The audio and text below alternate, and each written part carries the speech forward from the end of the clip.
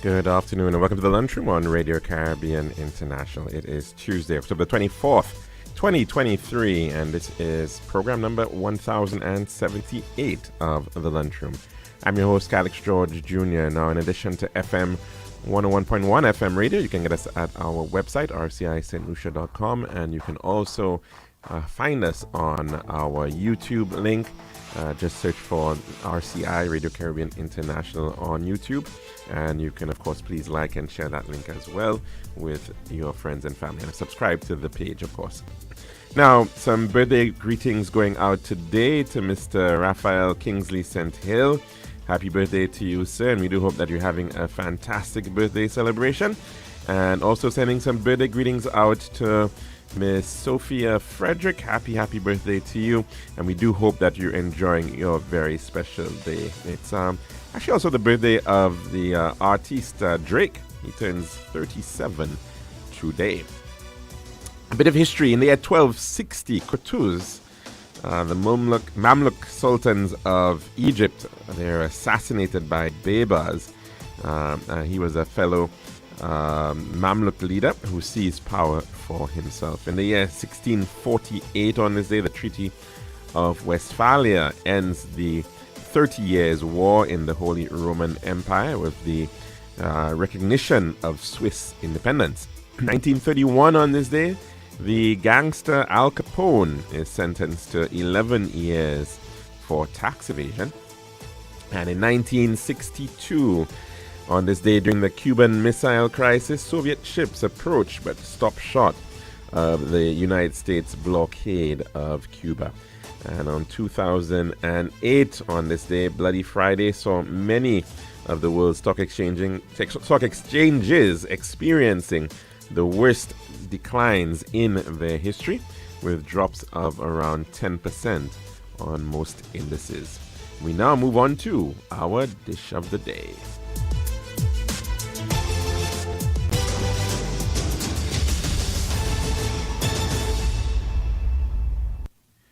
The Daily Dish is brought you the kind compliments of our good friends at Tiles Plus.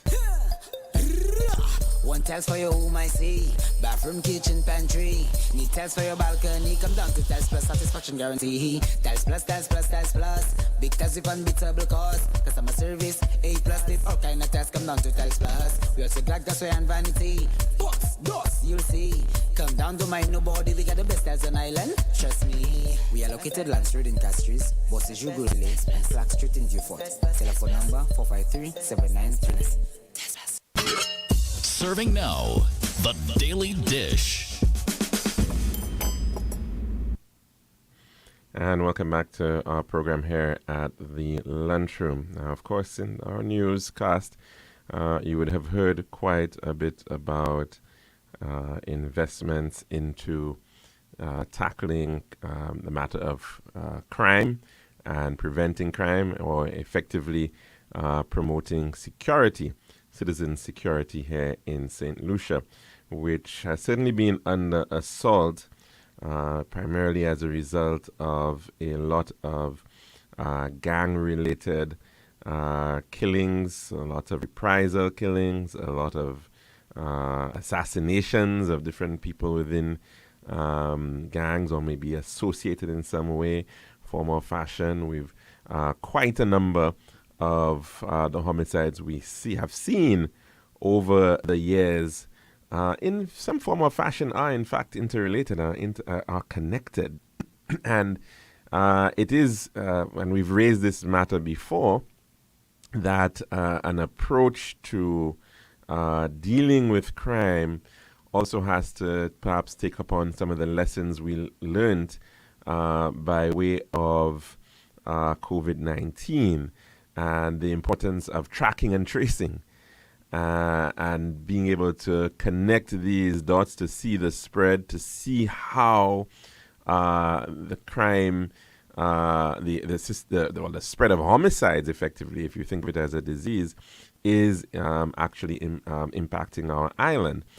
And that sort of mapping, that sort of risk assessment, is certainly something that needs to be done by the law enforcement agencies to begin to see, well, where are the likely threats, where is it likely that we're going to see a flare-up, and to begin seeing some sort of preemptive action potentially in dealing with the matter of homicides. And how then, as well, do you also break the cycle? How do you create and isolate create gaps to isolate these crimes from happening? And so this approach to tackling our crime spread, our crime disease, if you like, is certainly very important at this time. No doubt, I think everybody will certainly be welcoming that move, the sword turning, to see that investment of a $35 million new state-of-the-art facility for housing the police.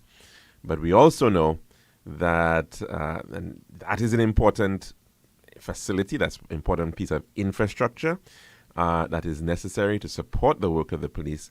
But in addition to that, of course, the work on the ground and the work on the streets is certainly and equally as important.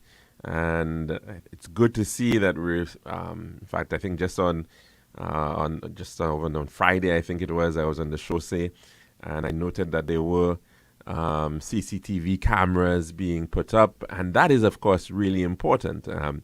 Giving the police the opportunity to have eyes on the ground, eyes on the street corners, is one, potentially a deterrent to crime, but certainly two, will assist in crime detection and also being able to make breakthroughs in terms of identification and monitoring and surveillance. So this is very, very important, those types of investments which are being made right now in dealing with the matter.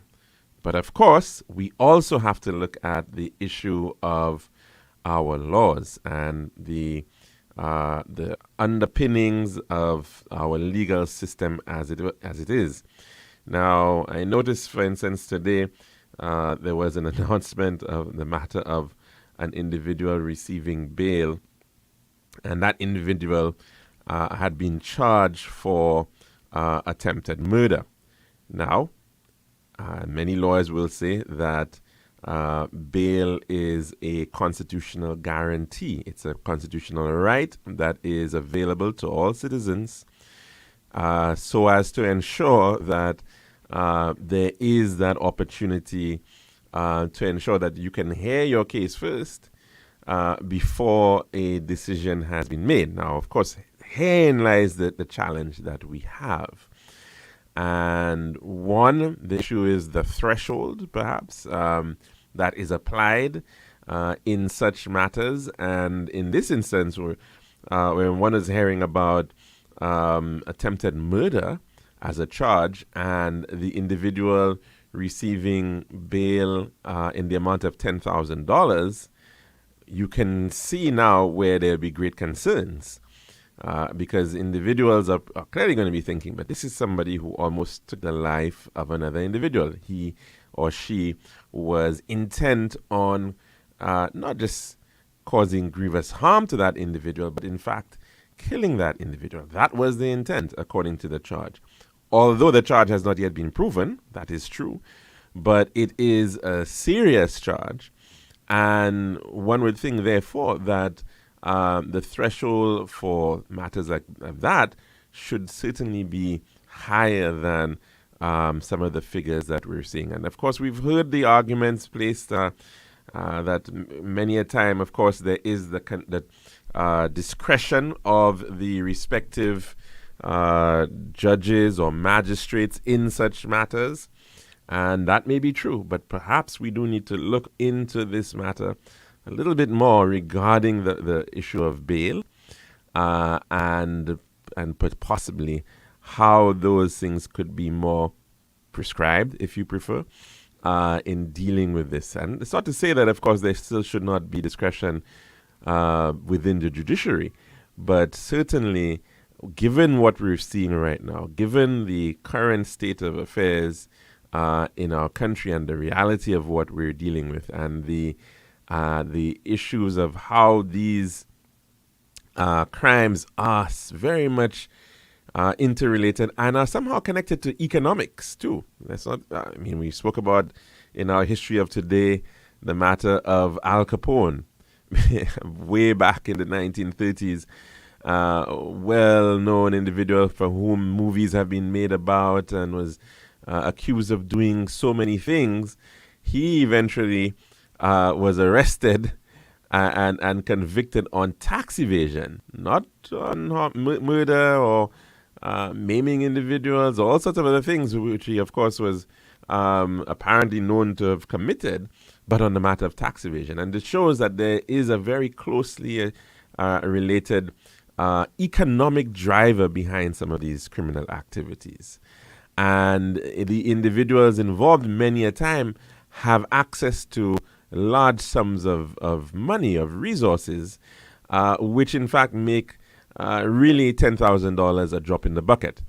And so within that context, we certainly have to look more at the issue of how we can guard against the protection of life. And of course, the threats that individuals who may have in fact been attempts have been made on their lives have clearly need to be able to have some level of comfort as well. And so we have to be thinking a little bit more about this issue of looking at our judicial system, the provisions that are made, that are available there. And of course, there's so many other issues that are impacting the ability of the judicial system to reach verdicts, to be able to reach decisions in this matter, and in a timely fashion as well. And so, of course, the issue of witness protection becomes very important as well, and how information, how evidence can be brought forward to the courts as well. And all of these matters have to be looked at if we are certainly going to be serious about addressing and finding a workable, efficient, and certainly a durable, sustainable system of justice here in St. Lucia, and of course in the broader Caribbean. So there are a lot of moving parts. There are a lot of actors that have to be well resourced and well oiled, from the Crown Prosecution Service, which of course has to be able to prosecute these matters, the police themselves who have to engage in gathering of evidence and capturing of individuals, ensuring that they have the technology to be able to do just that, ensuring that the forensic labs have to are well accredited and able to deliver on the technologies that we are required to be able to solve many of these cases. And of course, we've seen some efforts in this regard as well through the assistance of the U.S. government, raising and identifying our local National Forensic Laboratory as a Caribbean Center of Excellence for Forensics is certainly a major push towards that, and a very important one as well. And so let's hope that all these moving parts can in fact come together to create a better justice system that in fact can protect the citizen and ensure that individuals who have committed crimes are going to in fact be convicted for those crimes rightfully and fairly, and of course even beyond that, that they would hopefully not be committing those crimes again via good corrections, good rehabilitation as well. So that, of course, is another major issue. And especially as we speak to this issue of rehabilitation, the challenge of individuals heading into the correctional facility. And we've heard that issue of the revolving door. It's almost a sentence of life in a different sense when individuals enter this facility, because these facilities, unfortunately, are not correcting sufficiently, but they, in fact, are ending up being breeding grounds for further crime and deepening that issue that many of these individuals have. And of course, the challenge, too, especially when they, in fact, are released back into society, the ability to ensure that these individuals who've been locked up for a very long time, in some instances, can, in fact, reintegrate effectively into the society. And I think we can all see the challenges there in a society that is not very welcoming of individuals who have criminal records and who for quite often are treated as pariah, as individuals who are not welcome back into the community. And so how then you provide the support system for these individuals is also very important, because otherwise we're simply going to be going further and further down into that rabbit hole. And that is, of course, the unfortunate challenge that you have when you're dealing with such matters way, way too late. And so, of course, within that context, we also have to talk about the matter of early prevention and detection of antisocial behavior, in particular when we're dealing with young people, when we're dealing with children at early stages in their lives, and ensuring that they have the kind of support and development that will, in fact, guide them away from this and guard against these types of developments in their own personal lives. So that's our dish of the day. When we come back, we'll take in your calls and, of course, perhaps touch on some other matters of relevance in the news. This has been The Daily Dish.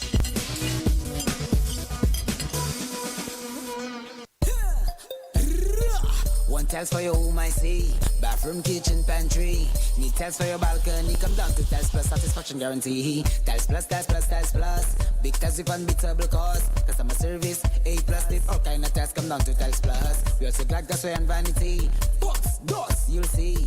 Come down to mind nobody. We got the best tiles on island. Trust me. We are located Lance Road in Castries, Bosses Grocery Lanes, and Slack Street in Beaufort. Telephone number 453-7939. Tiles Plus.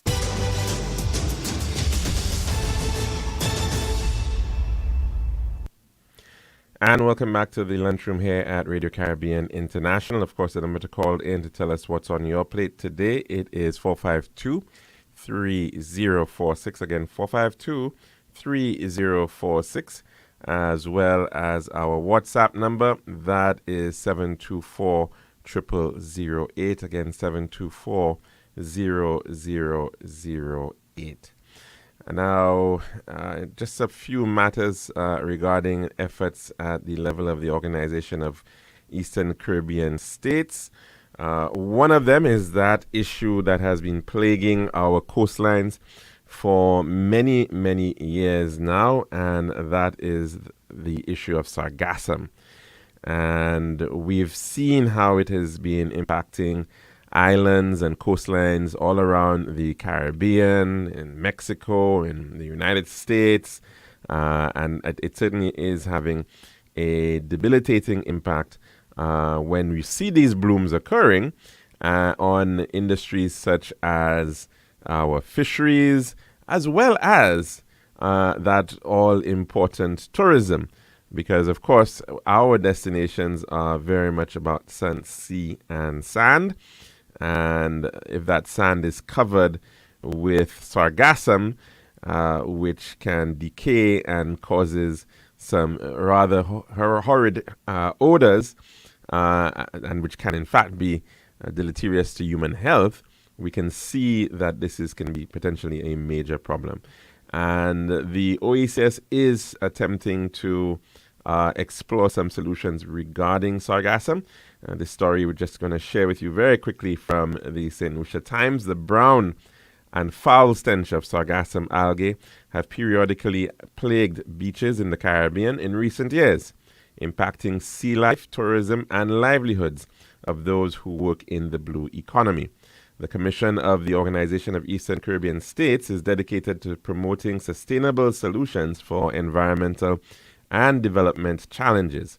Keeping to this commitment, representatives of the OECS participated in a study tour in September 2023 with the Paul Scherrer Institute in Switzerland and Algaltech, an algae production company. The OECS team, comprised of representatives from the OECS mission in Geneva, led by Ambassador Colin Murdoch, as well as colleagues from the OECS headquarters in St. Lucia. The Paul Scherrer Institute, PSI, is a leading research institute for natural and engineering science. Algaltech specializes in algae products, algae bioproducts research, consulting, and development.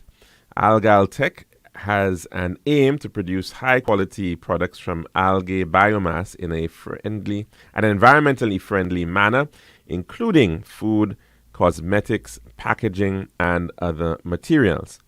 The main activity of the study tour on September the 18th, 2023, was designed to identify a baseline for research and technology and help participants build capacity to support projects aimed at effective management and use of sargassum algae.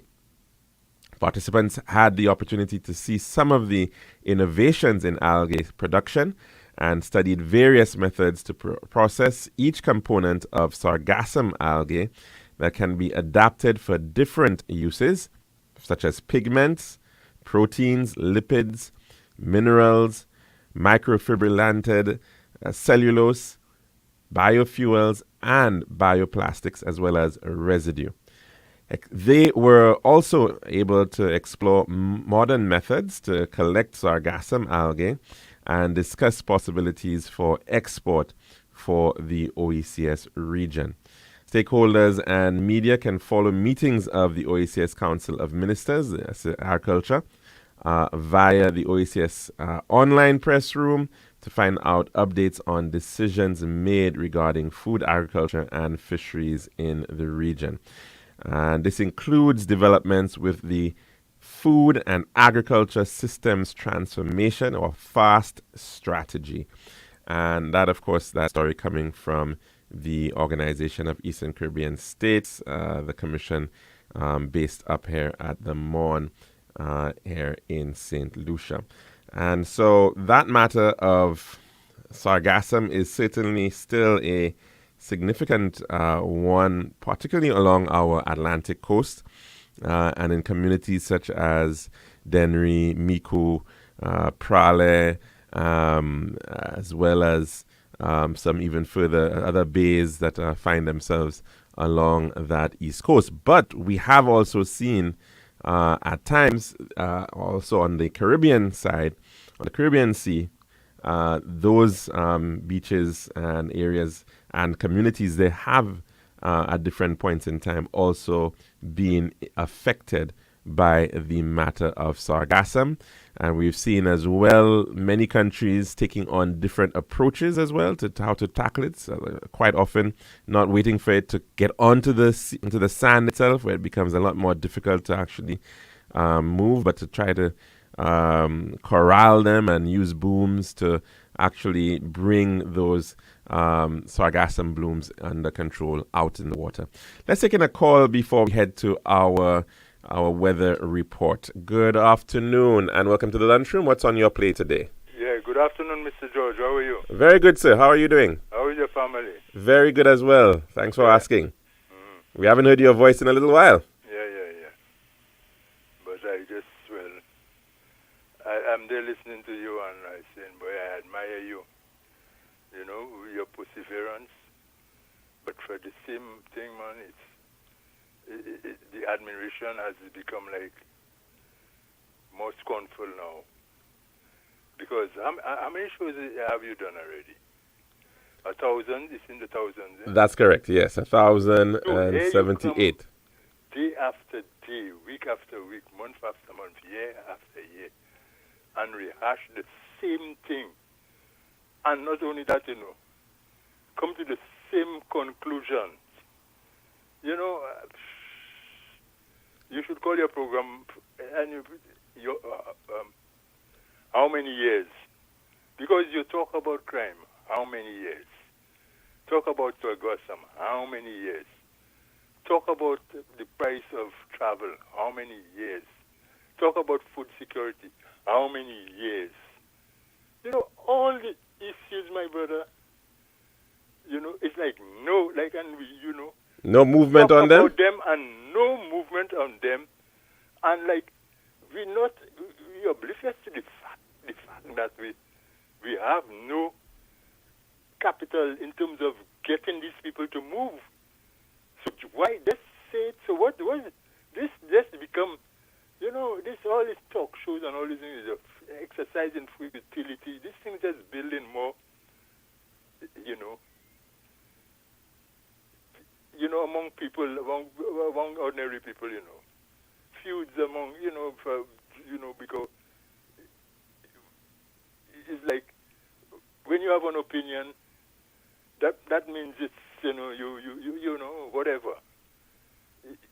You partial in one way or the other, and nothing happens. The people who, I mean, you know, one would think, okay, if you, for example, it may be wrong, but it's perceived that you're an operative of a particular party. And if that party is the incumbent party, the party in power, that you would have, you know, but you outline very articulately the problems, all the problems, and you good at that, my brother. You good at that, you outline them, and then the caveat, you know, many years, no solution. So which means, where is your impact, Mr. George? I mean, you know, what you think? Tell me from your point of view, because I may be not seeing it, you know, and it's there. Well, caller, number one, the role of this space, for instance, the role of media, the role of public media, the role of opportunities for people to speak openly is very important within the democratic process. We have an opportunity to speak our minds and to comment and to criticize, to give advice, to provide ideas to whoever wants to take them up. In particular, of course, the decision makers. And to say that, of course, that we have programs running, and yes, and it will continue to be a situation where you have people and issues which are burning issues, and we will not see the kind of progress that we want to see on these issues until perhaps they become significant political issues. Now, that's the challenge that we have. We see quite often issues are being debated in, you know, just this sort of red or yellow and green and these tinges, and we're not talking about perhaps more objectively how these things can be dealt with, or with the desire to even come to solutions. And so on one side, if one person, if a suku says something that might seem to be critical of the government of the day, he will then be seen, well, you know, you shouldn't say that, or you shouldn't do this. And I think the challenge that we have is for us as individuals living in a country to realize that we have a responsibility to be able to critique, to be able to give advice, to be able to speak freely.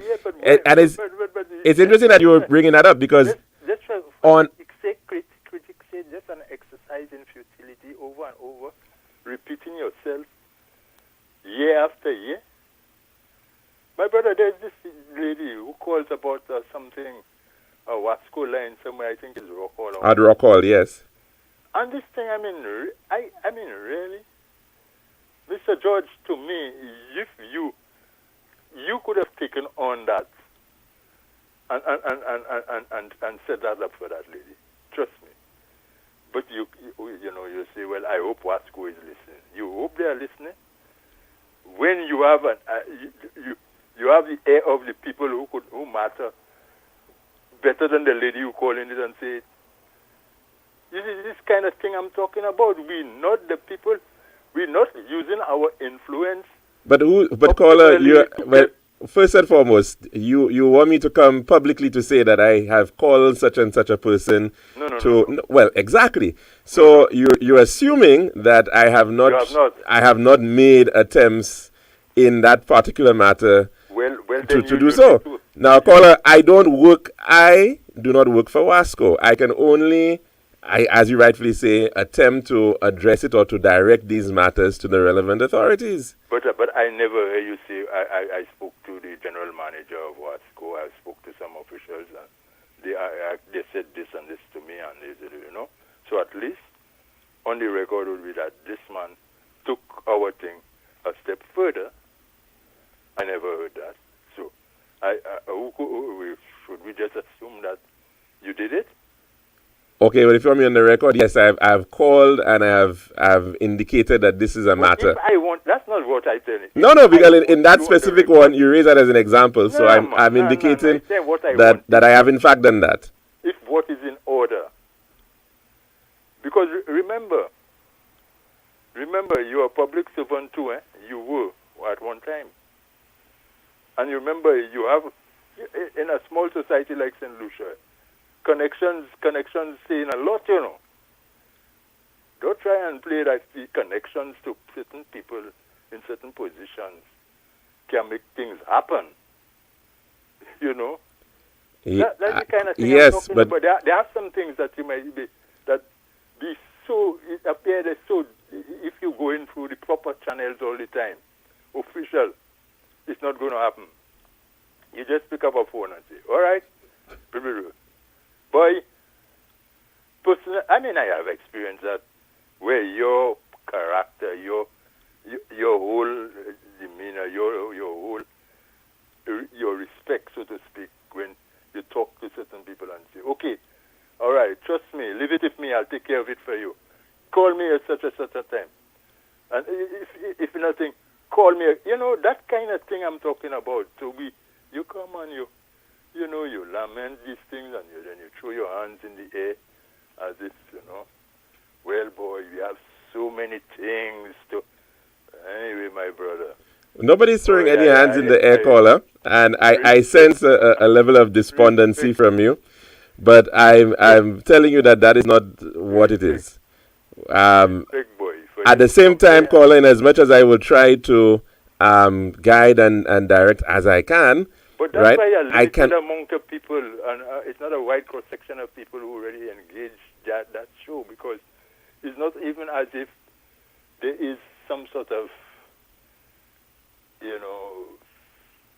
window they feel that would open to them to get the problem solved. So you think we should become more of a hotline and a helpline? No, well, I'm asking if that's what you suggested that we... A helpline.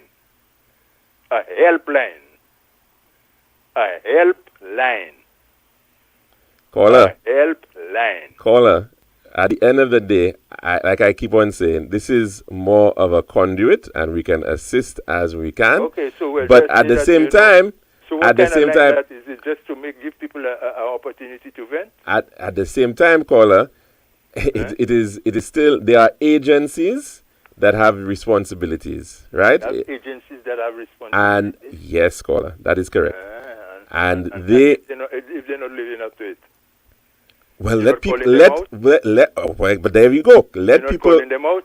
And this is where you can come out to say, hey, we called so and so, nothing happened. We called this office, no response. We have an issue with so and so, no response. Well, right? probably you could enhance the quality of your show by doing that and letting the public know. I've called these people. When the lady called again, if she calls, say, I've called these people. Let me tell you, I understand your frustration, but instead of that, I'm keep on trying. Tell I'm in it with you. I'm trying. We're in this together. I'm trying. I'm doing my bit. Let me go for it. You know what I mean? This makes so much of a difference, my brother.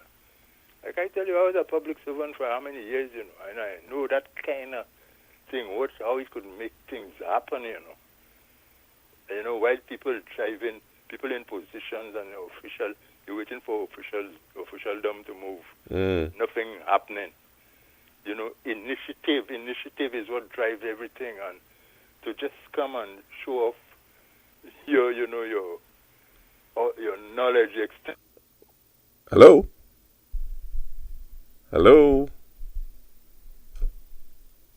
I'm not sure what has happened with that call. And, hello?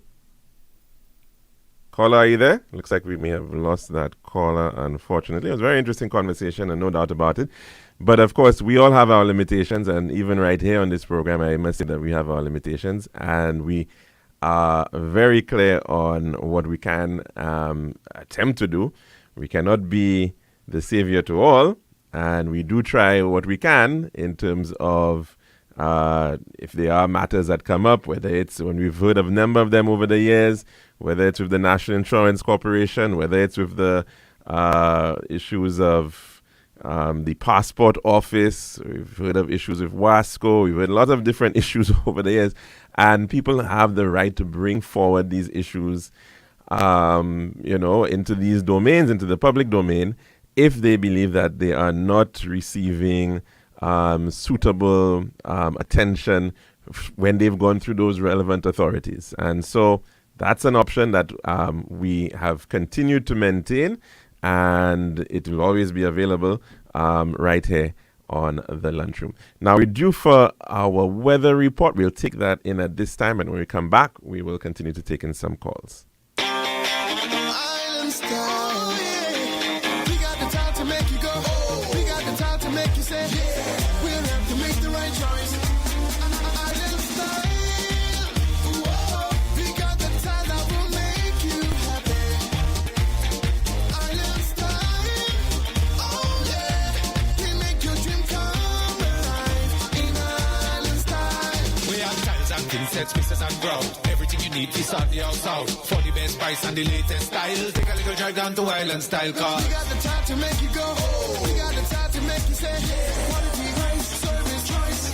It's all an Island Style. Visit us at our showrooms in Belarus and Rodney Bay on the John Compton Highway, Cass Street, and behind Ruby's Gas Station on the Library Viewfort Highway. So call us on 450-452 or 453-TILE. Island Style Tile and Bath. When you think tile, think Island Style.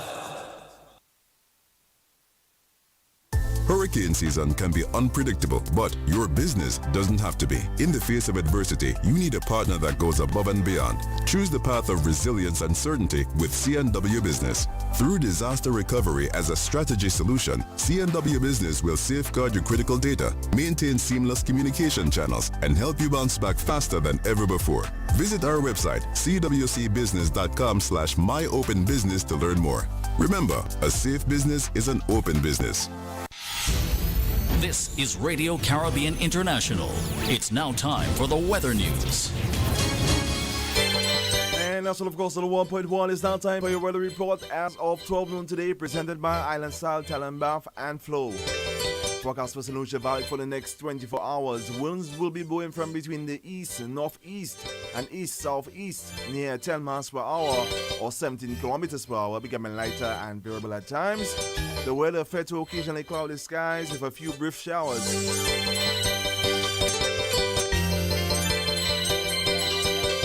The forecast for the Lesser Antilles over the northern Leeward Islands. Generally cloudy with scattered showers, which may be heavy in some locations, and isolated thunderstorms. For the south, partly cloudy to cloudy skies with some scattered showers and a chance of isolated thunderstorms.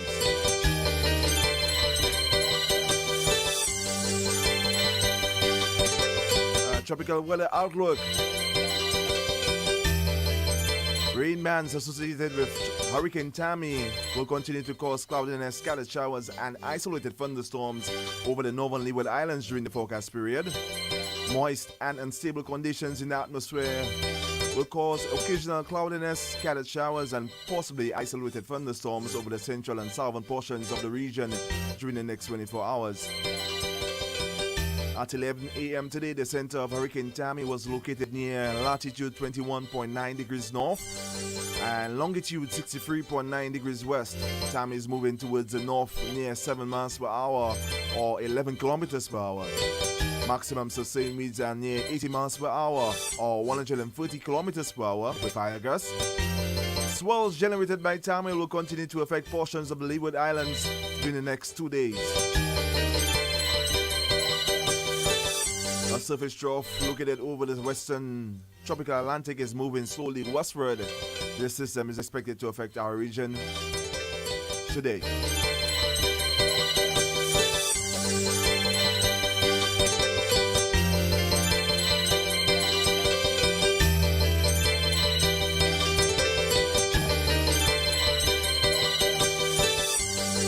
This has been RCI's Weather News. For more information, call the Weather Hotline at 454-3452.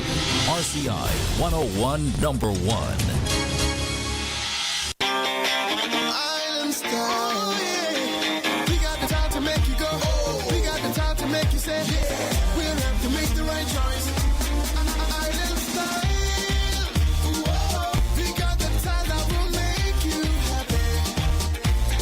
Island style. Oh yeah. We make your dream come alive in island style. We have tiles and things, sets, pieces and ground. Everything you need, piece on the house out. For the best price and the latest style. Take a little drive down to Island Style car. We got the time to make you go. We got the time to make you say, what we raise, service choice.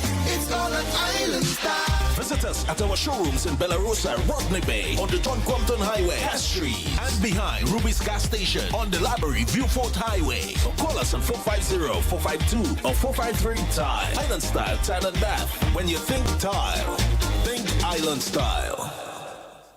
Hurricane season can be unpredictable, but your business doesn't have to be. In the face of adversity, you need a partner that goes above and beyond. Choose the path of resilience and certainty with C&W Business. Through disaster recovery as a strategy solution, C&W Business will safeguard your critical data, maintain seamless communication channels, and help you bounce back faster than ever before. Visit our website, cwcbusiness.com/myopenbusiness to learn more. Remember, a safe business is an open business.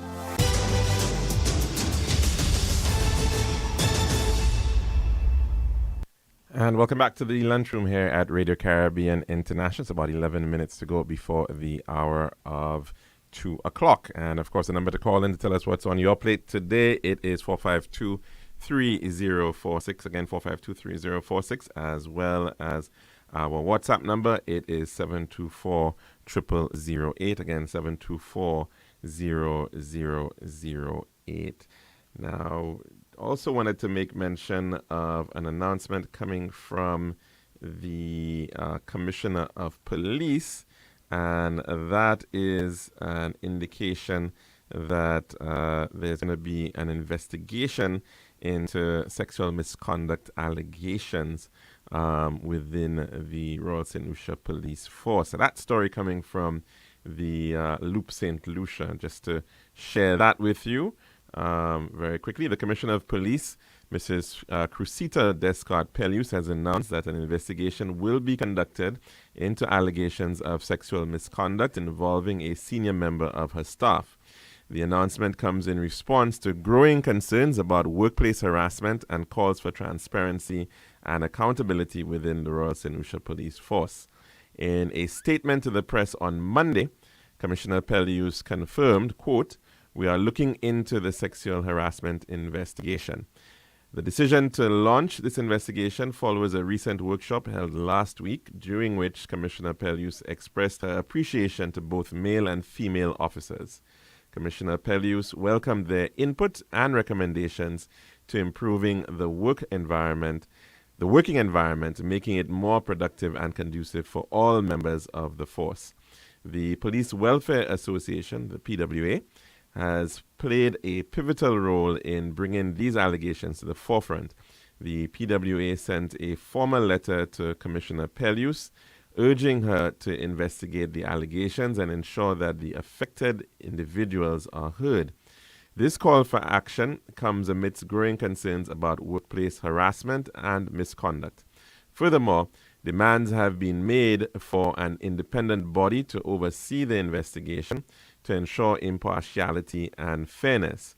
Commissioner Pelius has addressed these concerns by confirming that an independent body will be responsible for conducting the investigation.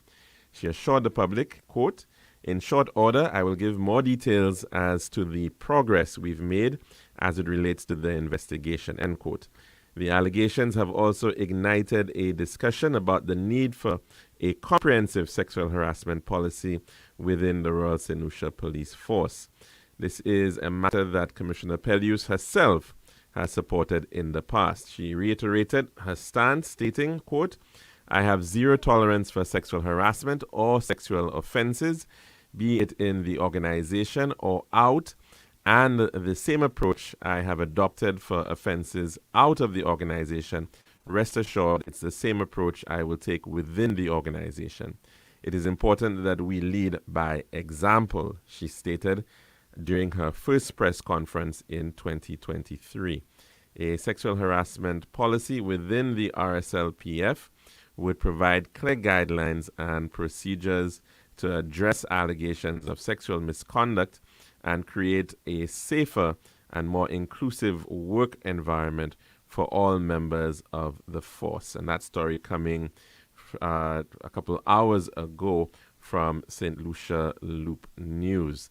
And of course, this has been a matter that has been out in the media for some time, and it certainly has also become a political matter, which was raised by the opposition United Workers' Party, getting involved in it as well. And action is being taken by the Commissioner of Police in this regard. And I think what is really important as well is the appreciation that this should not be just looking at this one single allegation that is being made by towards one individual, but certainly to ensure that there is the appropriate structure that is in place within an institution like the Royal St. Lucia Police Force to tackle such matters. Now, it's very important because, especially in institutions like discipline forces, where you've got hierarchy, and we also have what has certainly been a traditionally male-dominant institution, and I would suspect to this day there's still a higher proportion of males within the Royal St. Lucia Police Force, and certainly at the level of its hierarchy, that it is important to ensure that you have suitable mechanisms for redress and to be able to deal with these matters fairly. And that, of course, would require everybody to know what is the policy, define it very clearly, and understand how one should go about, defining what the problem is as well. And the matter of sexual harassment has been an issue that has certainly become a lot more, people are a lot more aware of it, certainly, in terms of what would classify as sexual harassment, and in particular in a workplace environment where you have some individuals who are above another individual in terms of seniority and rank, potentially exerting undue influence over another individual. And so those matters can become certainly very difficult for subordinates when they are found in this situation, and they may potentially fear that they may lose their job, or the action itself, the individual involved, may somehow prevent them from getting a promotion, or may be treated in an unfair manner. All of these things can come up, and it can become a very lonely space to be in, or a very fearful space to be in, if those individuals are victims of sexual harassment with this in that situation. And so certainly having the suitable institutions and mechanisms to deal with these matters is vital, and that quite often requires some form of similar to a whistleblower arrangement, where individuals can provide information, or they can raise matters in a space where they are not fearful that their confidentiality is going to be compromised, that they can do so in a very fair way. Now, of course, it also means that the individual in question, who's maybe is being accused, they certainly still have to have their opportunity to, in fact, defend themselves and to their position known as well. So how those matters are handled, whether through a tribunal, however that is may be, that all has to be properly defined within such a mechanism to deal with sexual harassment. Now let's take in another call at this time. Good afternoon and welcome to the lunchroom. What's on your plate today? Hi, good afternoon. Hi, caller. How are you doing? Why should it have to take a police officer to be promoted to acting commissioner for there to be claims of how they going to assault, what they calling it on women? Sexual harassment? Harassment? Why is it? Because I'm sure that has been happening in the police force forever. Because the more and more you have young women come into the police force, and you have some very, very beautiful women come into the police force. Well, maybe it's a blessing then in some respects, caller, that it can actually bring the kind of change that is necessary in a changing, transitioning force, where you actually are going to see more females joining the force. You certainly do need to ensure. And let's just also put it this way. It's not only females who may be victims of sexual harassment. It can be males as well. So certainly all of that has to be looked at. But of course, given our reality, our tradition, our history, we certainly have to be mindful of ensuring that females coming in feel secure, feel safe within the police force as well. And so that is very much a welcome move. And I agree with you. This is a matter that should have perhaps been dealt with before. I think that's been selective. Well, I'm not sure. There are two issues here. There's one issue, which is the investigation of that matter. Yeah. Right? Because of the particular allegations that, as far as we understand, are being made through the Police Welfare Association. I'm not sure of the details as to who has made allegations otherwise. And again, all of that is really why you need to have a system in place. Yes. And rightfully so, the Commissioner of Police is indicating that that is also on the agenda to ensure that there is, for the future, an appropriate mechanism to deal with sexual harassment.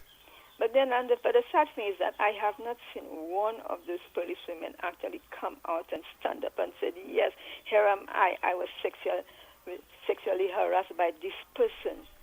Well, that's usually very rare, caller. I think in any circumstance, you need to take a stance. In any circumstance and in any institution, whether it's in the corporate world or elsewhere, to that extent, it tends to be very rare that you get those types of situations. And then to do that, individuals have to be confident that they are coming out into a space where they will not be prejudiced, where they will not be scorned upon, where they will then not also become targeted. Mm-hmm. All right. So all of those issues, if somebody, we see some of these things coming out, let's say in the United States sometimes, where people will openly come out and accuse maybe a politician or somebody in a corporate head or something to do of that. But I think in those spaces, perhaps there's a lot more comfort and also confidence in the judiciary and the justice system as a whole,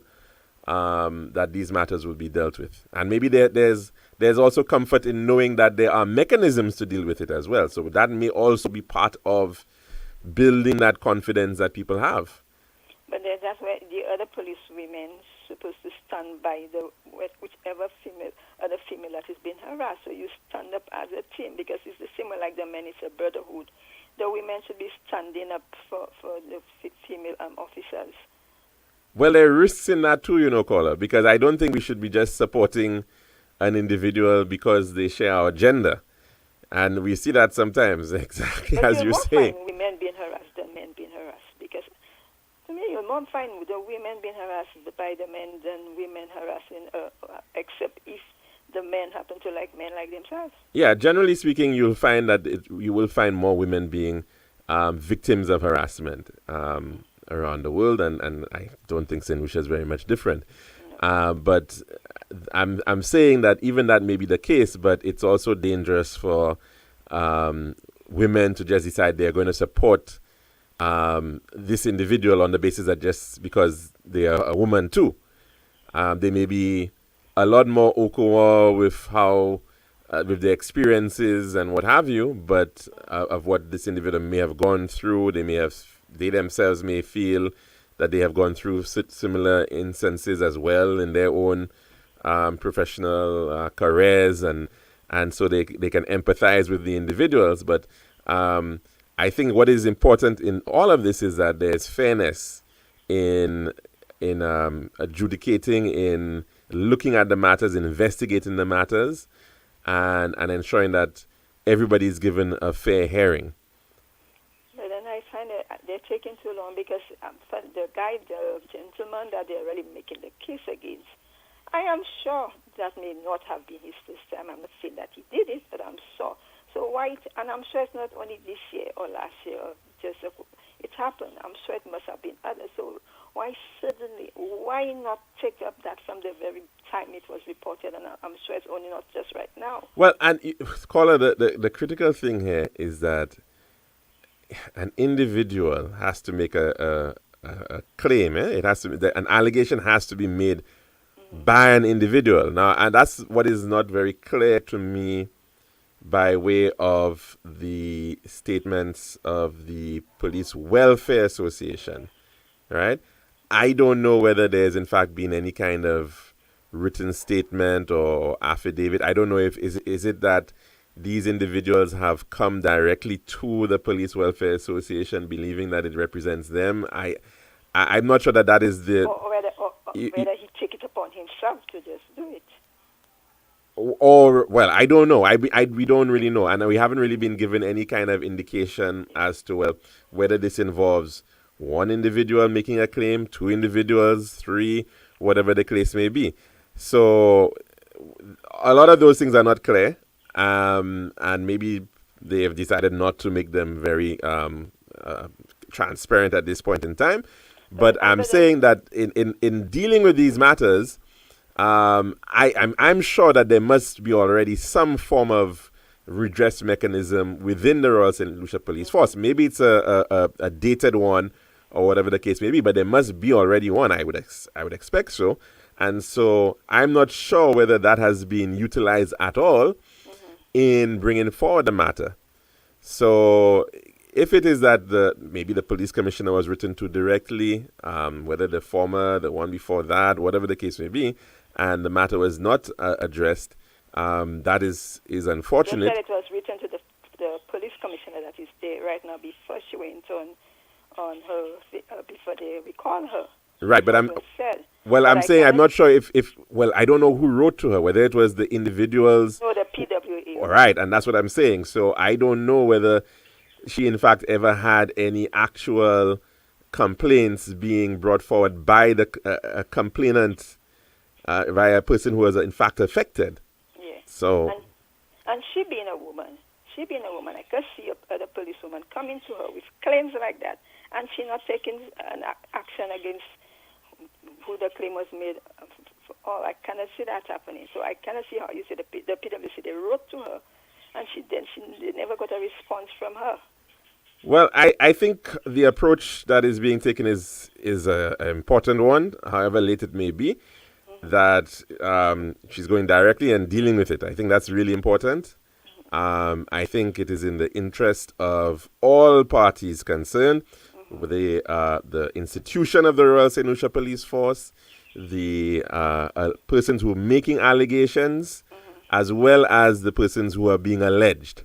Right? I think it is important in everybody's interest that the matter is in fact being addressed, so that you can get some proper investigation and some closure in this, because it certainly is not something that you want to be able to just be hanging over the police force. As you rightfully have said, people anecdotally have believed that there have been issues like that in the past.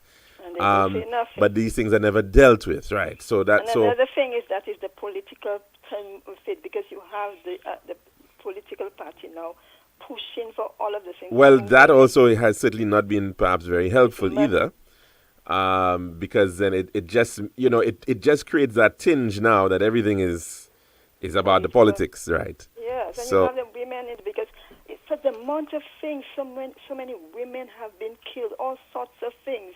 You have a policewoman, wife was shot in the head at night time, 2 children. They don't speak out for those things. Why you all don't push for that also? You all were there, you all stayed quiet.